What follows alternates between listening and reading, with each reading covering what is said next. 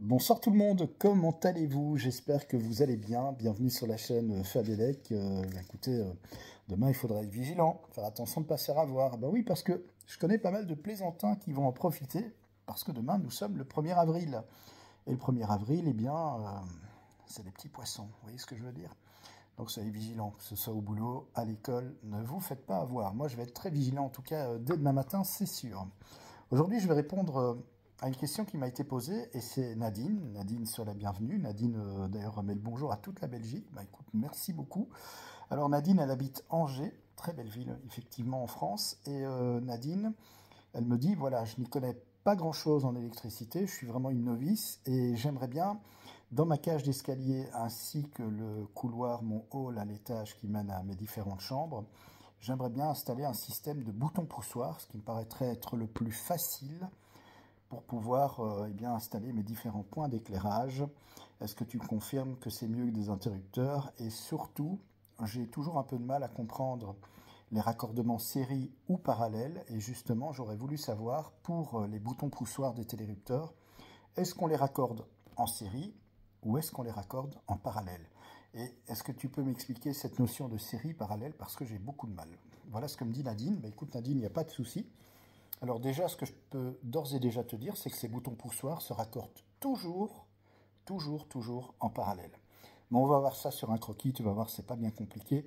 Je vais d'abord, eh bien, on va revoir ensemble la notion de série parallèle pour bien comprendre ce qui se passe. Alors, pour bien comprendre en fait la différence entre un montage série et un montage parallèle, je vais d'abord dessiner ton système de boutons poussoirs pour ton télérupteur avec des boutons poussoirs qui seraient branchés en série. Donc tu me dis il te faudra 5 boutons poussoirs. Voilà le premier. Je vais ici dessiner le deuxième, et ainsi de suite. Alors je fais ça à main levée, hein, donc quatrième et voilà. Tu as donc ici tes 5 boutons poussoirs. Bouton poussoir comporte 2 fils. En série, ben, ça veut dire simplement que tu vas amener ici ton premier fil à ton bouton poussoir et ensuite, eh bien, tu vas raccorder celui-ci comme ça, le second avec le troisième comme ceci, et ainsi de suite, comme ça, et enfin, ton autre fil qui arrive comme ceci. Ça, c'est un montage en série.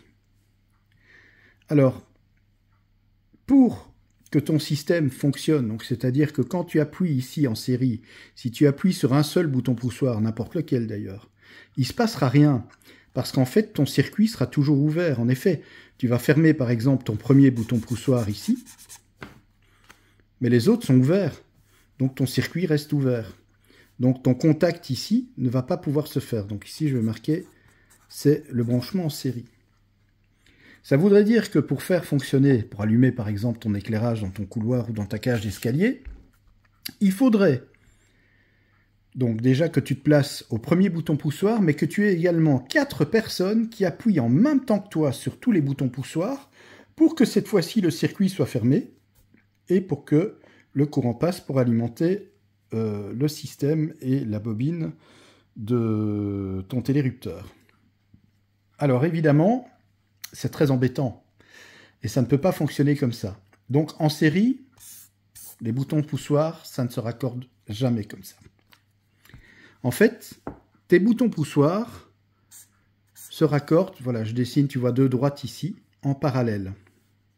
Donc, je vais mettre simplement para. Donc, je vais dessiner à nouveau les boutons poussoirs.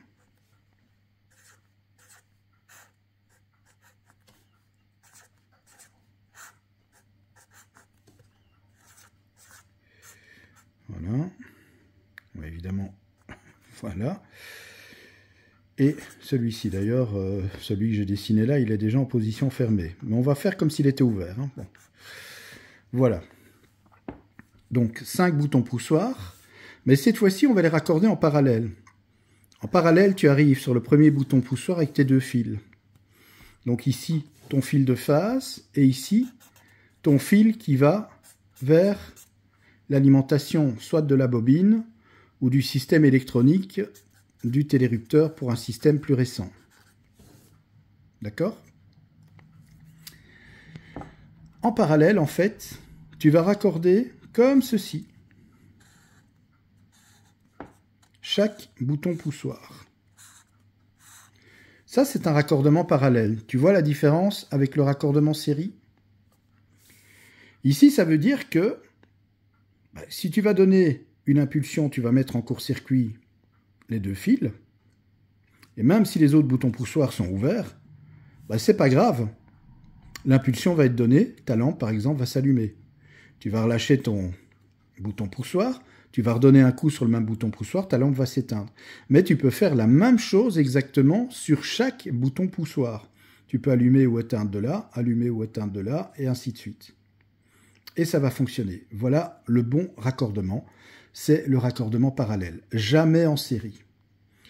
Et donc, où que tu donnes l'impulsion, à chaque fois, tu vas mettre en court-circuit, finalement, les deux fils ici, et tu vas amener la phase, en fait, au niveau de ton télérupteur, et de l'autre côté, il va également recevoir à l'autre borne le neutre, et il sera alimenté en 230 volts pour pouvoir fonctionner. Donc, toujours en parallèle, les boutons poussoirs pour télérupteur. Alors maintenant, c'est très simple, hein. C'est toujours deux fils. Et tu peux utiliser comme section, sans problème, du 1,5 mm², du 1,5. Pas de problème. C'est un circuit d'éclairage, donc il n'y a pas de souci.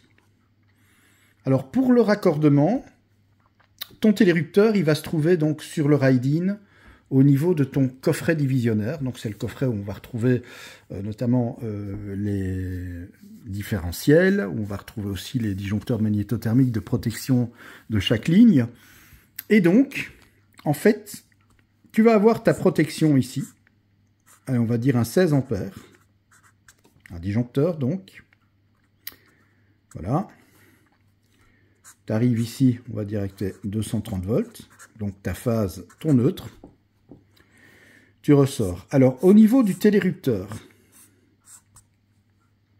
alors, je vais faire le schéma d'un interrupteur qui est, je vais dire, plus ancien, c'est-à-dire encore, je vais dire, électromécanique avec un électroaimant. Donc, on va y retrouver ici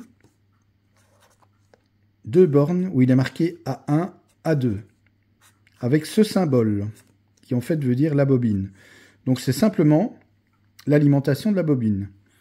En fonction que ce soit un télérupteur unipolaire ou bipolaire, ce qui va changer simplement, c'est que tu vas avoir un télérupteur, c'est comme les interrupteurs, c'est pareil, qui va être avec un seul contact ou deux contacts qui vont fonctionner en même temps.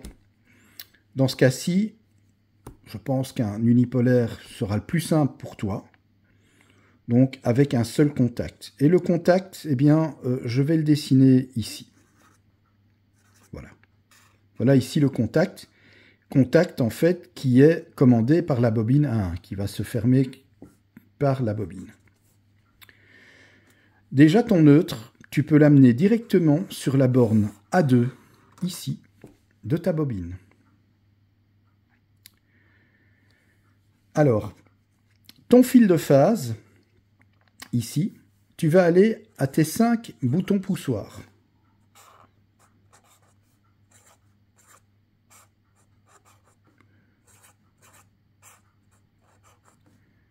Voilà. Encore un. Voilà, tes 5 boutons poussoirs, tu vas les raccorder exactement comme je l'ai fait ici au-dessus, sur le dessin.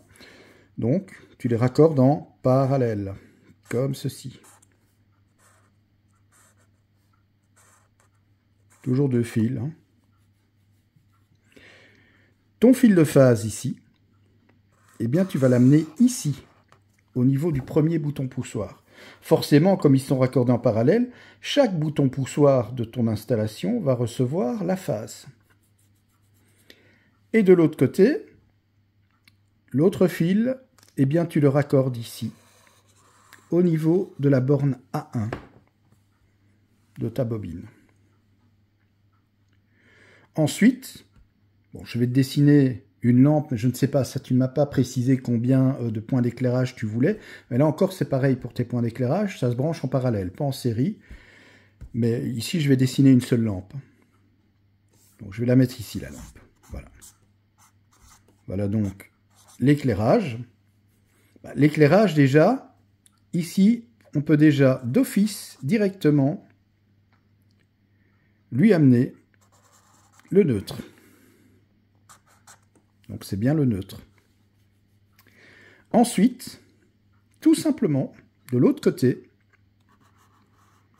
on emmène le câble qui vient se raccorder au contact. Et la première borne ici du contact, eh bien forcément, ici, un point de connexion. Et on va rechercher le fil de phase. Donc ça, c'est la phase ici. Donc ta lampe va bien s'éclairer puisqu'elle est raccordée entre la phase et le neutre.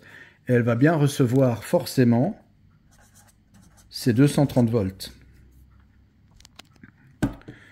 Qu'est-ce qui va se passer exactement? Quand tu vas actionner ici ton bouton poussoir, tu vas mettre en court-circuit. Ça veut dire que tu vas amener ta phase à la borne A1 de ta bobine. Elle reçoit le neutre directement ici, sur la borne A2. Donc ça veut dire qu'elle va recevoir les 230 volts quand tu vas donner l'impulsion. Le contact va se fermer. Et le contact en se fermant, comme ta lampe reçoit le neutre directement, et comme ici, par ton contact, tu vas amener la phase à ta lampe, la lampe va s'allumer. C'est exactement le même principe qu'un interrupteur unipolaire, en fait. L'interrupteur unipolaire, je rappelle, rien de plus simple. Tu as la phase ici, tu as le neutre là. Alors je sais, j'ai mis la phase à gauche, le neutre à droite, mais ça n'a pas d'importance. Je sais que chez vous en France, vous mettez d'abord le neutre à gauche et la phase à droite. Chez nous, en Belgique, on fait l'inverse. Mais bon, peu importe, ça ne change rien au fonctionnement. Ici, avec la phase, on a ici l'interrupteur. Ici, on a la lampe et on retourne au neutre. Donc ça, c'est la lampe. Ici, c'est l'interrupteur schéma 1, unipolaire. Donc ni plus ni moins, quand on ferme l'interrupteur, la lampe s'allume. Quand on ouvre le contact, la lampe s'éteint. Tout est question de circuit ouvert, circuit fermé. Dans ce cas-ci, elle ne peut pas s'allumer, puisque le circuit est ouvert. Pour que la lampe s'allume, le circuit doit être fermé. Donc c'est exactement la même chose qui se passe. Voilà, tout simplement, je laisse encore quelques secondes pour que tu puisses noter le schéma. Donc c'est vraiment très simple. Et si c'est un télérupteur bipolaire, mais je pense qu'avec un unipolaire ça ira, mais un bipolaire, en fait, c'est exactement la même chose. Sauf que pour le bipolaire, on n'amène pas directement le neutre à la lampe, mais on passe aussi par un contact. En fait, pour le bipolaire, il y a un deuxième contact ici, qui vont s'ouvrir et se fermer simultanément, qui vont ouvrir et fermer à la fois la phase et le neutre. Et donc ensuite, on repart avec un fil de neutre pour alimenter le neutre. C'est tout ce qui change. Voilà donc pour la question que tu m'as posée. Et en tout cas, bravo d'entreprendre ton installation toi-même. C'est une belle initiative et je suis certain que tu vas réaliser ça de main de maître, comme on dit. En tout cas, n'hésite pas à me donner des retours par rapport à ton installation, et même si tu as la moindre difficulté. Et n'hésite pas aussi à m'envoyer des photos, ça me fera plaisir de voir ton travail. En attendant, eh bien, bon boulot, et merci de la confiance que tu accordes à la chaîne Fabelec pour réaliser ta petite installation électrique. Voilà, donc vous l'avez vu, rien de bien compliqué. Ça va très très bien se passer finalement, et je suis certain que tu n'auras pas trop de difficultés à réaliser cette installation. Voilà, je vous retrouve très vite pour une nouvelle vidéo en électricité sur la chaîne Fabelec. Il ne me reste plus qu'à vous souhaiter une très très bonne soirée. Je voudrais encore revenir juste sur une personne, une dame, qui a réagi ce soir, notamment quand j'ai expliqué pourquoi les compteurs intelligents, les compteurs communicants, prenaient feu, etc. J'ai bien expliqué le pourquoi, que le compteur électrique n'est absolument pas mis en cause. Ils sont de très bonne fabrication, que ce soit vos compteurs chez vous en France, les Linky, que ce soit chez nous les Sagemcom Syconia, Ce sont des compteurs, évidemment, qui répondent à des règles strictes en électricité. Ce sont des compteurs qui ont été fabriqués vraiment de la manière la plus adéquate possible et surtout, ils ne sont pas dangereux. Je dis ça parce que cette personne me dit non, les compteurs électriques sont dangereux. Non, absolument pas. Je le répète encore, ce qui est dangereux, simplement, ce sont les mauvais installateurs, ce sont les mauvais électriciens, ce sont les gens, je vais dire, qui bâclent leur travail et qui font n'importe quoi. Et surtout qui ne font pas leur boulot comme ils devraient l'être. Le danger, il vient de là. C'est pareil dans une installation électrique, vous savez. J'ai déjà vu, et j'ai déjà dû intervenir par exemple sur des coffrets divisionnaires. Donc les coffrets divisionnaires, c'est le coffret où il y a les interdifférentiels, où il y a également les disjoncteurs magnétothermiques et toutes les lignes qui partent vers les différents circuits de la maison. Eh bien, de prime abord, quand on voit le coffret, waouh, beau travail, les fils sont vraiment bien faits, bien droits, tout est nickel. Et en fait, je prends un des fils d'une borne du disjoncteur et le fil, il n'est même pas serré. Voilà un exemple de mauvaise installation. Pourquoi? Eh bien parce que les électriciens, parce qu'ils essayent de faire un maximum de coffrets, un maximum de rendement, eh bien oublient tout simplement de serrer adéquatement les bornes. Il faut quand même les serrer de manière suffisante pour qu'il y ait un bon contact. Et un mauvais serrage, eh bien, par l'effet Joule, ce qu'on appelle la résistance multipliée par le courant au carré, va donner un échauffement qui peut faire fondre la borne et puis qui peut créer un incendie. Eh bien, pour les compteurs Linky, c'est exactement la même chose qui se passe. Pourquoi est-ce que certains compteurs Linky prennent feu? Eh bien, tout simplement parce qu'ils ont été mal installés. Mais encore une fois, ils ne sont pas dangereux. Il faut arrêter de dire tout et n'importe quoi à ce sujet. Je sais que vous êtes contre le Linky. Bon, il y a beaucoup de gens qui...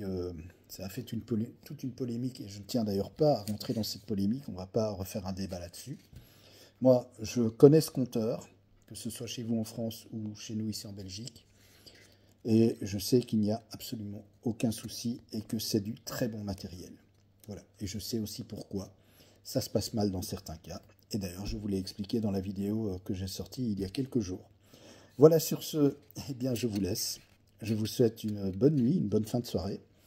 Et puis une très très bonne semaine également. Et on se retrouve peut-être demain, après-demain, je verrai bien, en fonction de mon emploi du temps, pour répondre à nouveau à vos questions qui m'ont été posées sur la chaîne Fabelec. Je vous embrasse. Bonne nuit tout le monde.